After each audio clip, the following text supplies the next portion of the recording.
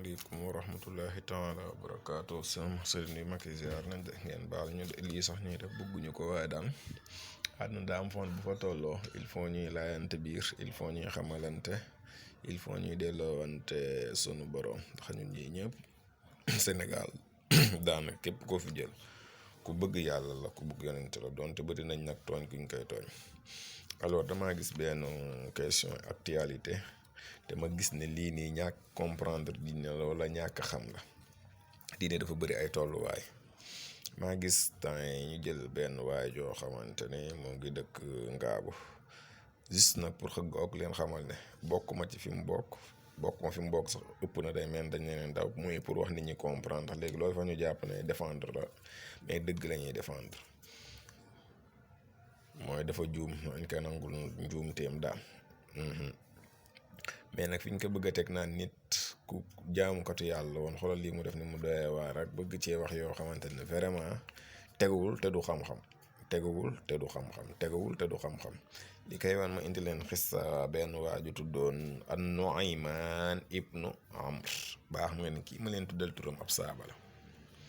saaba ju baax lool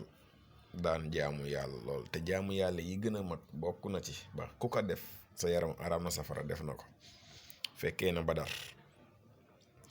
Badar fekkee na ko yeneen si weeru koor la woon metti woon lool fekkee na Uhud mu nekkoon guerre bu metti dañ cee gañe jullit ñi fekkee na li ñuy oowee xandax mu nekk guerre goo xamante ci ngelaw lu metti lañ ko defee ak seddaay gu mettee metti bu ànd ak ngelaw fekkee na ñetti yëpp Nu'aymaan ibnu Amr mi dañ kaa jàpp ci lu mat ñetti yoon wala lu ko ëpp ci naan sàngar ñu àtte ko benn bis biñ ko àttee ba pare am ko waan kii ku bon la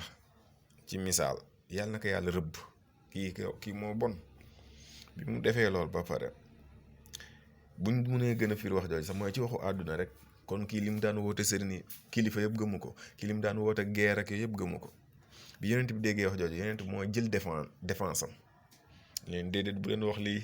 bu leen ko mës a wax laa tal'anuhu wallahi yonent bi mu jël décision am waat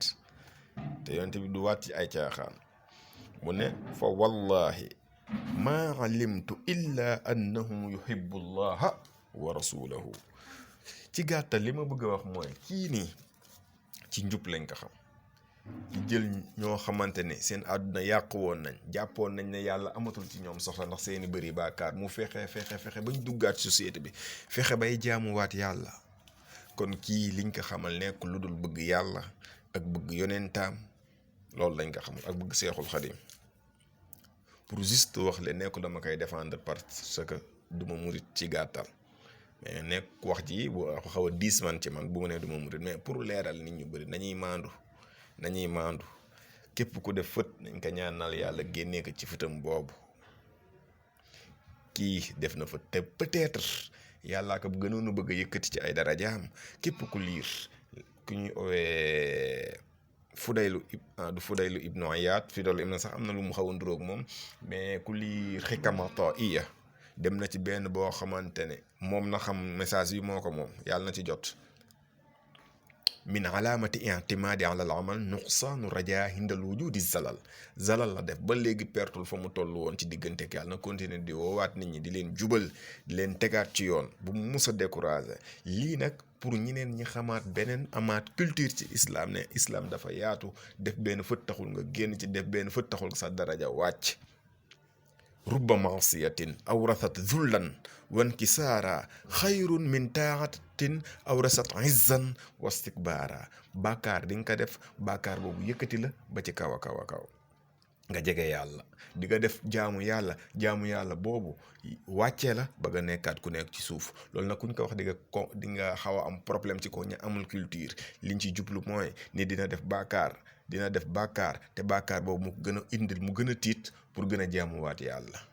ndax gis nañ histoire Fudaylu ibnu Iyaad gis nañ histoire ibnu Farid gis nañ histoire Rabi al-Adawi